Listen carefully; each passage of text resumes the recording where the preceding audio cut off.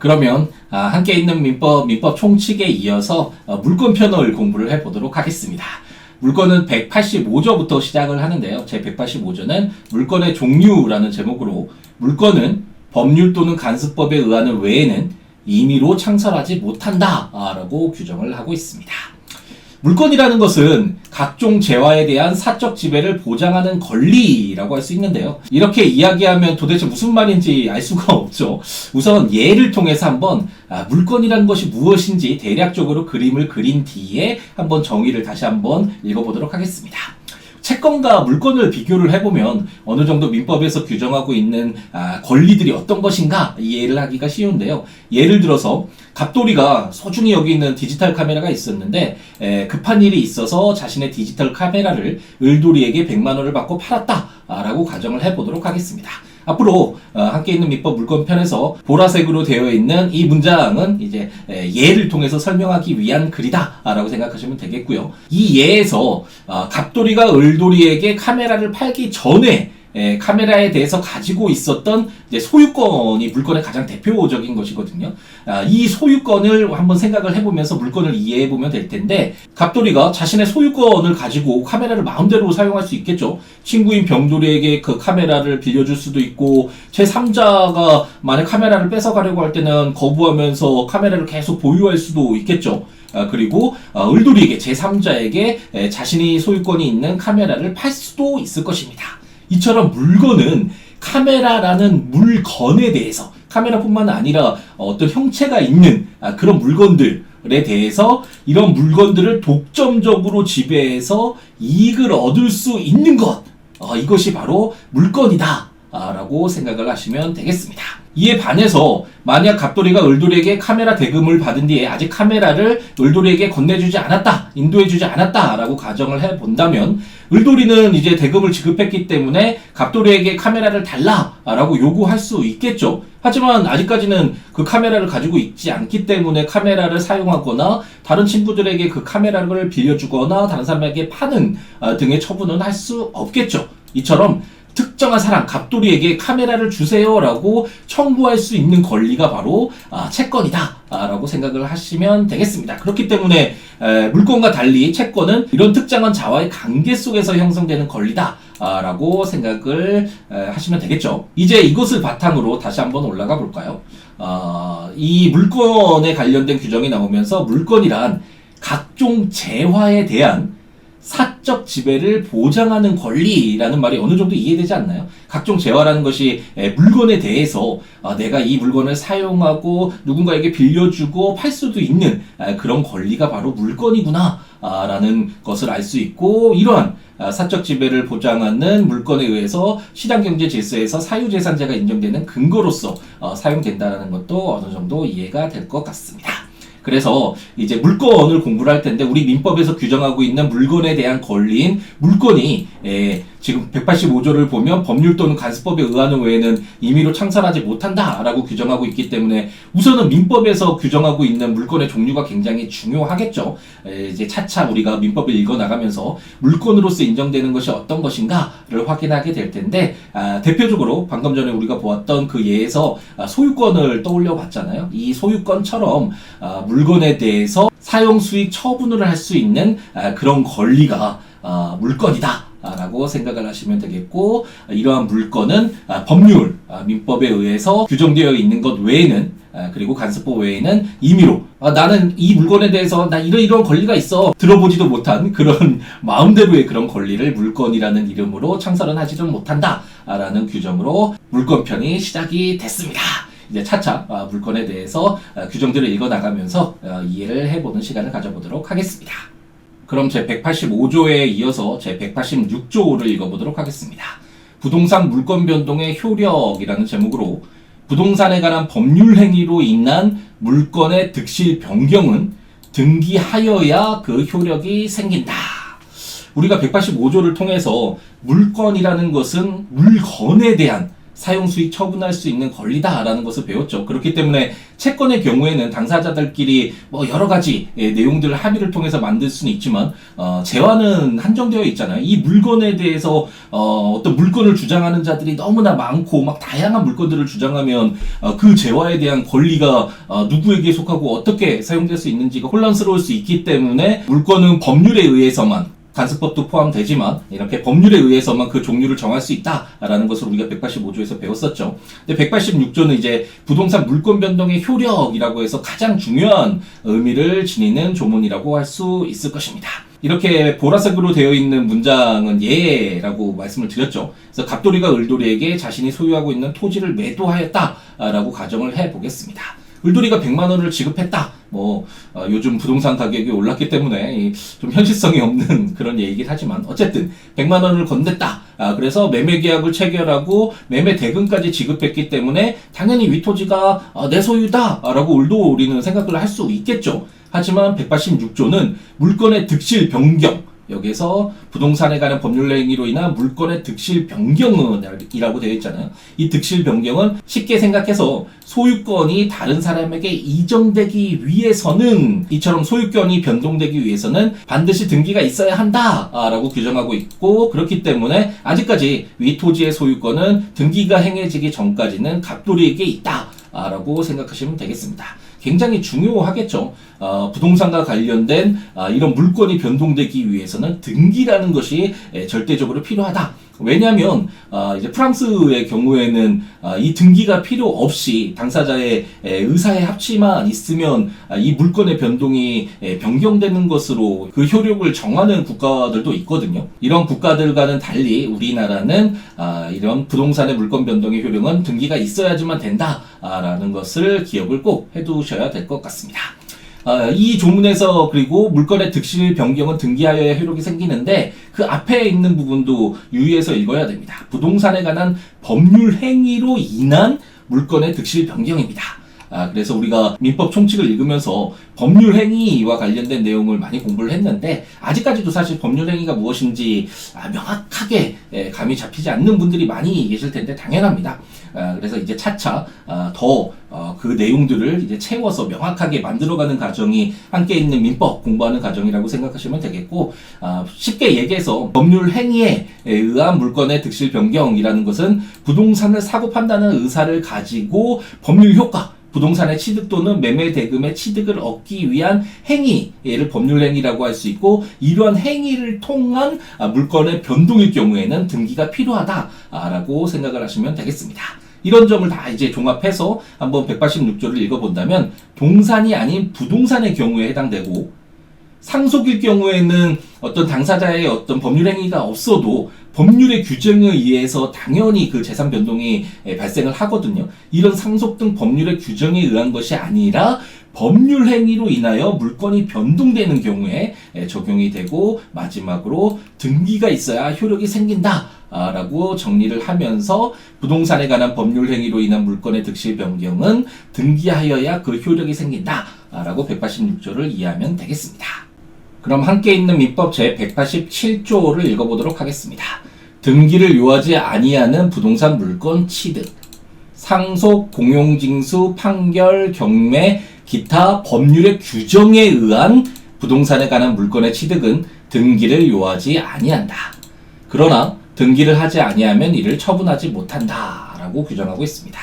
우리가 186조에서 부동산에 관한 법률 행위로 인한 물건의 득실 변경, 이것이 매매 계약을 통해서 부동산을 매입하는 경우를 생각해 보면 된다라고 말씀드렸죠. 187조는 186조와 다르게 법률 행위로 인한 것이 아니라 법률의 규정에 의해서 부동산에 관한 물건의 취득이 있을 경우에는 등기를 요하지 않고 권리 변동이 생긴다라고 규정을 하고 있습니다.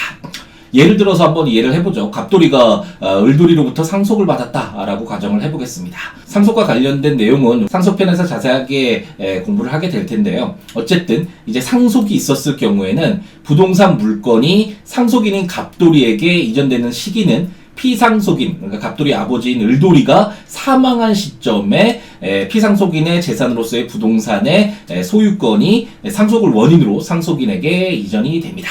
그렇기 때문에 187조에 따라서 등기를 하지 않더라도 갑돌이가 부동산의 소유권을 취득하게 되는데, 다만 단서에서 등기를 하지 아니하면 이를 처분하지 못한다라고 규정을 하고 있기 때문에 갑돌이가 상속받은 부동산을 처분하기 위해서는 자신의 명의로 소유권을 이전한 다음에 제3자에게 처분해야 되겠죠. 민법 제187조가 나열하고 있는 사유를 보면 등기를 하지 않더라도 부동산 물권 변동의 여부 또는 그 시점이 비교적 명확한 경우를 말하거든요. 예를 들어서 우리가 민법 186조를 읽었을 때 을돌이가 갑돌이로부터 그 부동산을 매입했을 때 소유권을 취득했음을 명확히 알 수 있는 시기는 이제 등기가 되어야지만 언제 어떤 원인으로 이 시점에 이제 소유권의 변동이 생겼다라는 것을 알 수 있지만, 우리가 방금 전에 보았던 민법 187조와 같이 상속이 이루어지는 경우에는 피상속인인 을돌이의 사망 시점에 갑돌이에게 소유권이 이전된다는 것이 명확하잖아요. 그렇기 때문에 등기 없이 물건이 변동된다라고 이해를 하면 되겠습니다.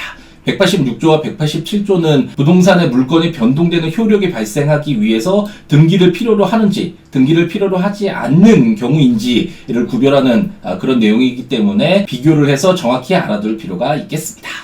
민법 제188조를 읽어보도록 하겠습니다. 동산 물권 양도의 효력, 간이 인도. 1항이 동산 물권 양도의 효력이고 제2항이 간이 인도를 규정하고 있죠. 제1항은 동산에 관한 물권의 양도는 그 동산을 인도하여야 효력이 생긴다. 제2항, 양수인이 이미 그 동산을 점유한 때에는 당사자의 의사표시만으로 그 효력이 생긴다. 혹시 민법 총칙을 공부할 때 민법 총칙이라는 것은 민법 전반에 공통적으로 적용되는 내용들을 따로 모아둔 것이잖아요. 그때 이 물권편을 공부할 때 많이 이제 활용을 하는 조문이 법인편 이후에 나오는 물건이다 라는 말씀을 드렸는데, 그래서 그 물건이 부동산과 동산으로 나뉘어진다 라는 그 조문을 한번 이제 물권편에서 자주 보게 될 것이다 라는 말씀을 드렸는데요. 우리가 186조, 187조에서 부동산 물건이 변동될 때 뭐 등기가 필요한지 등기가 필요하지 않은지 그런 내용들을 공부를 했잖아요. 이제 188조에서는 부동산과 더불어서 또 다른 물건 중에 하나인 동산의 경우에 그 물건, 뭐 소유권을 생각하시면 편하다고 했죠. 그 동산, 뭐 컴퓨터라든지 시계라든지 본인이 가지고 있는 그 물건들 생각하면 되겠죠. 이 동산의 소유권이 변동되기 위해서 어떤 것이 필요한가를 188조가 담고 있습니다. 그래서 188조는 예를 들어서 갑돌이가 을돌이 소유 컴퓨터를 이제 샀다. 그래서 대금을 지급했다. 라고 하더라도 그 컴퓨터의 소유권이 이전되기 위해서는, 컴퓨터가 이제 동산이잖아요. 그래서 그 소유권이 이전되기 위해서는 등기를 해야 되는 것이 아니라 갑돌이가 컴퓨터를 직접 인도받아서 내가 수중에 갖게 되는, 그것을 인도받았다라고 생각하시면 되겠죠. 이렇게 인도받아야지만 소유권을 취득한다, 물건이 변동된다 라고 생각하시면 되겠고, 그런 경우가 있을 수 있잖아요. 갑돌이가 을돌이 컴퓨터를 이미 가지고 사용하고 있다가 써보니까 너무 좋다, 이거 내가 사야겠어 라고 을돌이에게 대금을 지급하는 경우도 있을 수 있겠죠. 이런 경우에는 양수인이 이미 그 동산을 점유하고 있는 상태잖아요. 그때는 당사자의 의사표시만으로 그 효력이 생긴다고 했기 때문에 그래 그 컴퓨터 네가 가져 라고 소유권이 갑돌이에게 있음을 확인만 해주면 소유권이 변동된다, 이를 간이 인도라고 한다 라고 188조 제2항이 규정을 하고 있습니다. 민법 제189조 점유 개정을 읽어보도록 하겠습니다. 동산에 관한 물건을 양도하는 경우에 당사자의 계약으로 양도인이 그 동산의 점유를 계속하는 때에는 양수인이 인도받은 것으로 본다라고 규정하고 있습니다. 우리가 188조를 통해서 동산의 물건이 변동되기 위해서는 인도가 필요하다라는 것을 배웠는데, 189조는 동산의 물건 양도 시에 인도가 필요하지 않는 규정이다라고 생각하시면 되겠습니다. 예를 들어서 갑돌이가 급한 경제적인 이유 때문에 자신의 컴퓨터를 을돌이에게 팔았지만 당분간 그 컴퓨터를 계속 사용하겠다라는 그런 내용의 합의를 을돌이와 한 경우 있을 수 있겠죠. 그 물건을 팔았지만 그 물건을 사용만 하는 그런 경우가 있을 수 있잖아요. 이럴 경우에는 비록 컴퓨터에 인도가 없더라도 컴퓨터의 소유권이 갑돌이에게서 을돌이에게 이전된다, 그런 내용을 담고 있는 것이 189조다 라고 생각을 하시면 되겠습니다. 우리가 188조 제2항에서 인도 없이 동산의 소유권이 이전되는 경우를 배우긴 했는데요. 188조 제2항은 간이 인도라고 해서 양수인이 이미 그 동사를 점유하고 있을 때 이 인도가 필요 없다라는 규정이고, 189조는 양도인이 그 동사 내 점유를 계속하는 때를 말하거든요. 그렇기 때문에 188조 제2항과 189조가 인도 없이 동산의 소유권이 이전되는 경우를 규정하고는 있지만 약간 다른 내용을 담고 있다라고 생각하시면 되겠습니다. 민법 제190조를 읽어보도록 하겠습니다. 목적물 반환 청구권의 양도. 제3자가 점유하고 있는 동산에 관한 물건을 양도하는 경우에는 양도인이 그 제3자에 대한 반환 청구권을 양수인에게 양도함으로써 동산을 인도한 것으로 본다. 우리가 지금 공부하고 있는 것은 물권편, 그리고 물권편의 총칙 규정을 공부를 하고 있는데, 부동산의 경우에는 등기를 해야지만 물건이 변동되고, 물건을 공부할 때 소유권을 생각하고 이해를 하시면 편하다고 말씀을 드렸죠. 그렇기 때문에 부동산에 관해서 소유권이 바뀌려면 등기를 해야 되는구나 라는 것을 알 수 있고, 동산의 경우에는 인도라는 것이 그 효력 요건으로서 필요하다라는 것을 배웠습니다. 그리고 188조 제2항과 제189조에서는 인도를 하지 않더라도 그 동산의 소유권이 변동되는 경우가 있다. 그것이 바로 간이 인도와 점유 개정이다 라는 것까지 배웠죠. 190조에서는 이제 간이 인도와 점유 개정처럼 양수인이 양도인으로부터 직접 동산을 인도받지 않아도 소유권이 이전되는 경우를 규정하고 있다 라고 전제하고 읽어 나가시면 되겠습니다. 예를 들어 보겠습니다. 갑돌이가 자신이 소유하고 있는 컴퓨터를 을돌이에게 팔았는데, 그 컴퓨터를 현재 병돌이가 일시적으로 사용하고 있다 라고 한번 가정을 해보겠습니다. 이런 경우 있을 수 있겠죠. 이런 경우에 갑돌이가 직접 병돌이에게서 컴퓨터를 받아와서 을돌이에게 건네주는 것이 가장 일반적인 모습이겠죠. 을돌이로서는 확실하게 갑돌이로부터 컴퓨터를 받고 돈을 건네주고 싶어 하겠죠. 그렇지만 갑돌이가 여러 가지 사정으로 인해서, 야 을돌아, 나 너한테 팔았고 돈 받았으니까 이제 그 컴퓨터 네 것이니까 병돌이한테 가서 받아서 사용해, 내가 병돌이한테 이야기해 둘게 라고 이야기할 수 있겠죠. 민법 제190조는 이러한 경우 갑돌이가 병돌이에게서 컴퓨터를 반환받을 수 있는 반환 청구권, 갑돌이가 병돌이에게 일시적으로 빌려줬기 때문에 결국 소유권자로서 병돌이한테 그 컴퓨터 줘 라고 할 수 있는 이 청구권이 있잖아요. 이 반환 청구권을 을돌이에게 주는 경우에는 직접적으로 갑돌이가 그 컴퓨터를 인도하지 않아도 인도한 것으로 보아서 소유권, 물건이 이전되는 효과가 발생한다 라고 규정을 하고 있는 것이 바로 190조다 라고 이해하시면 되겠습니다. 민법 제191조 혼동으로 인한 물건의 소멸을 읽어보도록 하겠습니다. 제1항, 동일한 물건에 대한 소유권과 다른 물건이 동일한 사람에게 기속한 때에는 다른 물건은 소멸한다. 그러나 그 물건이 제3자의 권리의 목적이 된 때에는 소멸하지 아니한다. 제2항, 전항의 규정은 소유권 이외의 물건과 그를 목적으로 하는 다른 권리가 동일한 사람에게 기속한 경우에 준용한다. 제3항, 점유권에 관하여는 전 2항의 규정을 적용하지 아니한다. 민법 제191조는 물건이 소멸되는 사유 중에 혼동에 관한 규정인데요. 우리나라 민법이 판택된 시스템을 채택하고 있고, 그렇기 때문에 우리가 민법 총칙을 읽었죠. 민법에 공통적으로 적용되는 내용을 따로 뽑아둔 총칙 규정을 두고 있다. 그래서 우리가 민법 총칙을 공부했다라는 말씀을 많이 드렸는데, 물건의 경우에도 민법 총칙과 마찬가지로 물건에 공통적으로 적용되는 총칙을 두고 있고, 이제 191조에서 혼동을 규정하면서 혼동으로 인해 물건이 공통적으로 소멸하는 경우를 이제 예정을 하고 있습니다.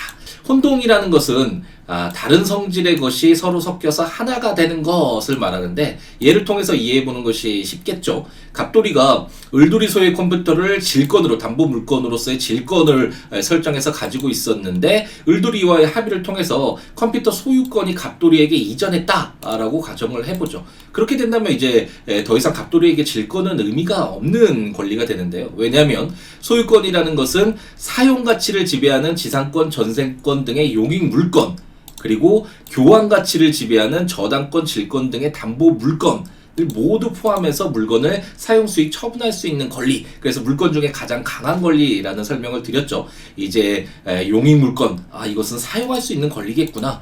담보 물건, 이건 담보로 설정해주고 금전을 차용하거나 이런 데 사용되겠구나. 어느 정도 이 정도로만 이해를 하시고 이제 차차 우리가 물권편을 공부하면서 이제 배워 나갈 텐데, 어쨌든 소유권은 가장 강력한 권리이고 이런 담보 물권적 성격, 용익 물권적 성격을 모두 포함하고 있기 때문에 이제 소유권을 가지게 된다면 더 이상 담보 물권이나 용익 물권이 필요가 없게 되겠죠. 그렇기 때문에 갑돌이가 소유권을 취득했다면 이제 그 갑돌이가 그 전에 가지고 있던 질권은 이제 혼동으로 소멸한다라는 것을 191조가 규정하고 있습니다. 다만 점유권의 경우에는 예외를 한다라고 제3항에서 규정되어 있었는데, 점유권에 관하여는 전 2항의 규정을 적용하지 아니한다라고 규정하고 있죠. 점유권은 이제 192조부터 공부를 하게 될 텐데, 점유권이라는 것은 사실상 물건을 지배하고 있을 때 인정되는 권리거든요. 그래서 이 지배를 상실해야 소멸되는 권리이기 때문에 소유권 등 다른 권리와 병존할 수 있는 권리다라는 점을 생각을 해본다면, 점유권이 소유권과 같이 있더라도 혼동으로 소멸하지 않는 이유를 어느 정도 이해할 수 있을 것 같습니다. 그리고 191조 제1항 단서에서 그 물건이 제3자의 권리 목적인 때에는 소멸하지 아니한다 라고 규정을 하고 있는데, 예를 들어서 어떤 부동산에 대해서 소유권과 지상권을 갑돌이가 취득했는데 그 지상권에 대해서 병돌이가 저당권을 가지고 있었다라고 한번 가정을 해보죠. 이랬을 때 만약 소유권과 지상권을 갑돌이가 가졌기 때문에 지상권이 소멸한다라고 한다면 그 지상권의 저당권을 가지고 있던 병돌이의 권리를 침해하는 것이 되겠죠. 그렇기 때문에 그 물건이 제3자의 권리의 목적이 된 때에는 혼동으로 소멸하지 않는다라는 예외를 규정하고 있습니다. 이제 오늘 읽었던 이제 소유권, 점유권, 질권, 지상권 등은 이제 모두 물권편을 공부를 한 뒤에야 어느 정도 이해가 될 수 있는 그런 내용이기 때문에 물권에 대한 내용을 모두 공부한 뒤에 이제 물권에 공통적으로 적용되는 소멸사유로서의 혼동에 관한 규정을 다시 읽어보는 것이 좋을 듯 합니다.